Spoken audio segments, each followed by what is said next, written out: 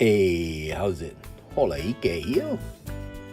Hey, still get these guys trying to hit me up on saying that the elections in Hawaii is legal and I, as a Hawaiian Kingdom subject, can vote. And trying to tell them no about all elections held in an occupied state is illegal unless done correctly. Okay, that's a fact. So, if it's an election for Hawaiians, how come when you say or write down, I'm a Hawaiian subject, they tell you can vote? Let's go back to 1959, yeah? When the United States held a plebiscite. Who they was asking? Hawaiians? No. They was asking the American residents and the U.S. military personnel if Hawaii should be whatever, So, shall Hawaii immediately be admitted into the Union as a state? Yes or no? The boundaries of the state of Hawaii shall be as prescribed in the Act of Congress approved March 18, 1959, and all claims of this state to any areas of land or sea outside boundaries so prescribed are hereby irrevocably relinquished to the United States. Yes or no? And lastly, all provisions of the Act of Congress approved March 18, 1959, reserving rights or powers to the United States, as well as those prescribing the terms or conditions or the grants of lands or other property therein made to the state of Hawaii, are consented to fully by said state and its people. So you gave us 3 votes. 3 questions to vote on. There wasn't asking Hawaiian subjects. The Hawaiian subjects, they could not vote. It was for the American residents, of which the United States government, when sent some of these buggers from up in San Francisco like that, come down, so get more peoples over here to vote in their fake plebiscite. So what is a plebiscite? Let's see. It's a noun, the direct vote of all the members of an electorate on an important public question such as a change in the Constitution. I don't know about that one. What peoples? People? Use peoples? Not wine peoples? I don't think so. Okay. So there's other definitions. You go look it up and you go try chew on that for a little bit. But let's try, like one layman's interpretation so maybe I can understand. Let's see. The state of Hawaii, as a rule, agrees to give up its claim to any areas of land or sea outside the boundaries so prescribed by their authority and as a rule. So what? It basically agrees not to make any claim for the land outside the description in Section 2 of Public Law 86-3? I don't know. You tell me. What else? Well, let's just compare the definition of the Hawaiian Islands and the state of Hawaii set forth in Public Law 86-3. Section 2 passed on March 18, 1959. Okay. Ko'opa'aina o Hawaiʻi, the Hawaiian archipelago, okay, comprises 132 islands, reefs, and shoals stretching 1,523 miles, okay, southeast to northwest across the Tropic of Cancer between 152 to 178 west longitude and 1854 to 2815 north latitude. consisting approximately of a total land area of 6,425 square miles.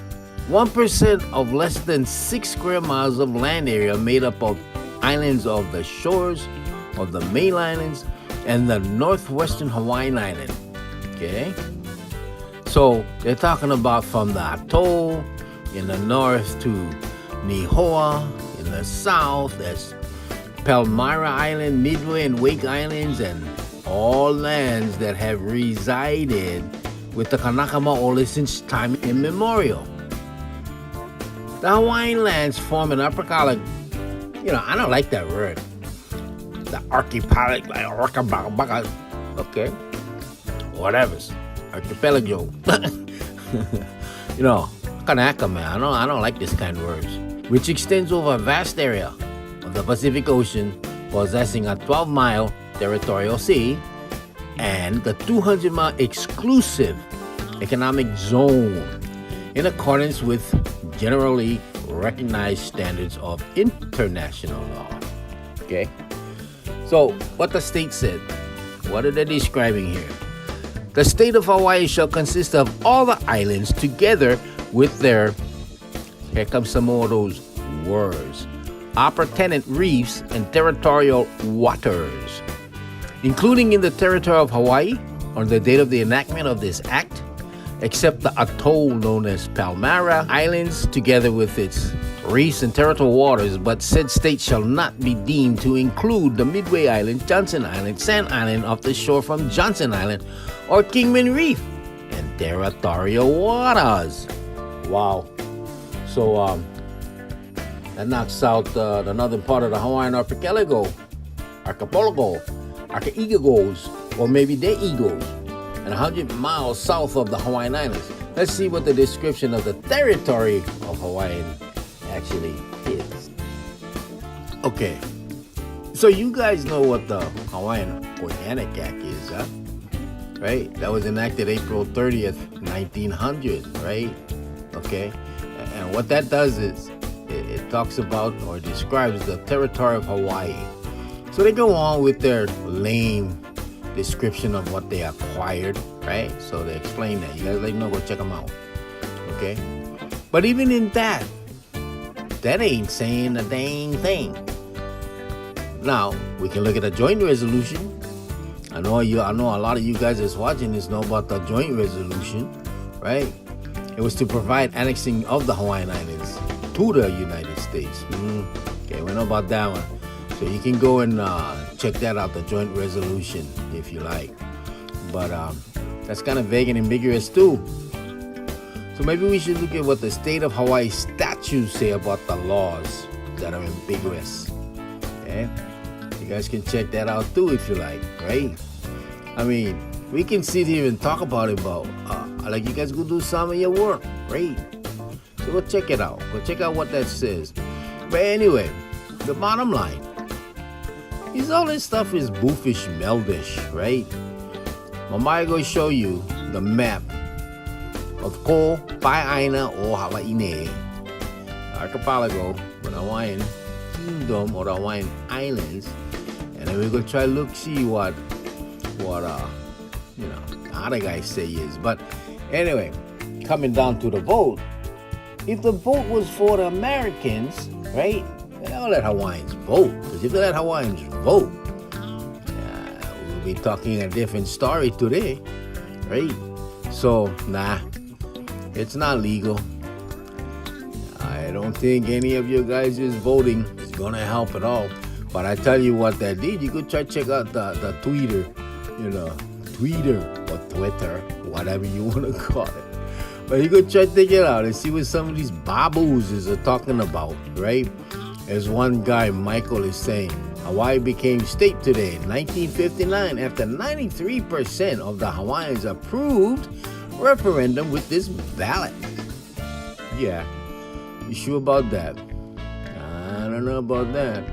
Because according to Carolina, she says Hawaiians could not vote then, only U.S. citizens. Now they have to declare war to the U.S. if they want to be independent. Whoa. Hold it. You kind of right there. Hawaiians could not vote. Yep, could not. Couldn't vote then, no can vote now. We don't need to declare war. They declare war. They put us in a position of state of war, not us. But anyway. Kind of going nuts on this. 11 minutes. That's too much. So, but I go check some more. I'm gonna let you guys know what I found. Maybe I'm gonna put up pictures the next time. I don't know. Whatever. But anyway, Hola Ike. Hui ho.